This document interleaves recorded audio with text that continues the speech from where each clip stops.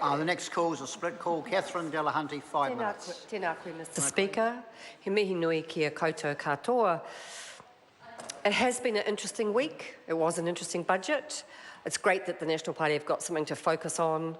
I'd rather they talked about our fantastic agreement with the Labour Party than pretend to be the heroes of the housing crisis.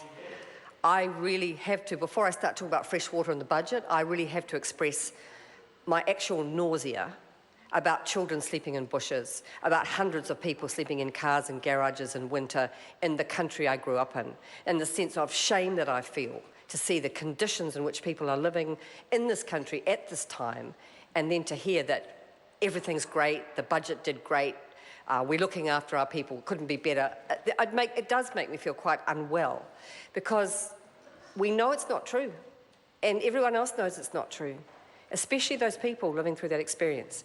However, to focus on the budget in my portfolio area of water. Today, the Prime Minister said he had a preference for swimmable rivers. Well, that's very nice, isn't it? Rather than a preference, a reality would be a good thing. And we know how that reality can be achieved and how it cannot. And it will not be achieved by putting a mere $100 million in a freshwater fund over 10 years, which doesn't start till 2019.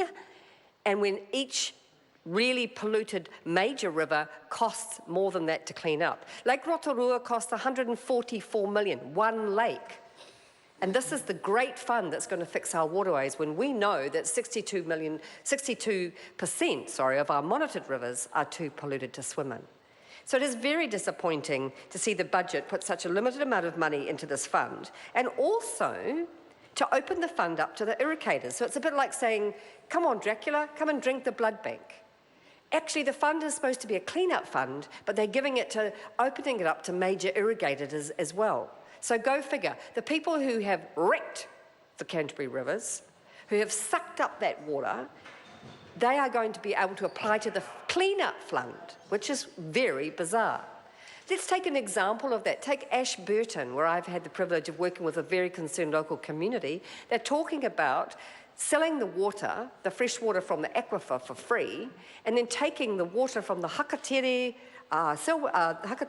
Ashburton River, which has already been contaminated by intensive dairying, and recharging that water back into the aquifer, as well as continuing to support irrigation impacting on those catchments.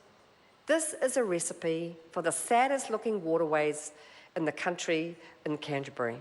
But unfortunately, it's not just Canterbury. From throughout the Motu, from top to the bottom, we have rivers in dire need of more than a token discussion and a token bit of throwing money at it, and while with the other hand, promoting dairy conversions.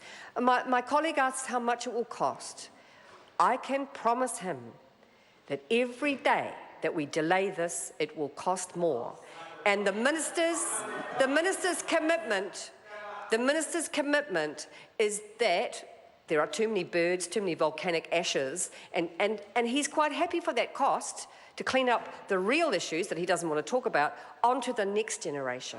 So the next generation will actually have to pay. Once you have dumped your externalities onto communities, we have to pay. And $100 million is not going to cut it.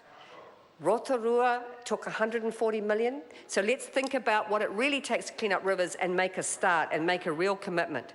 But the reason why we're not making progress on rivers is the standard, the National Policy Statement on Fresh Water.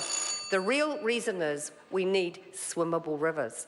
And unfortunately, the government, with their preference for swimmable, actually only talk about it. Their real commitment is to boatable and wadeable. And at the Greens conference, a wonderful man from Waikirikiri Selwyn, who cares about his river and whose 10-year-old child has never been able to swim in her river, never, he put it straight. He said, I don't want to hear about whether it's dairy cows or golden unicorns. Fix our river.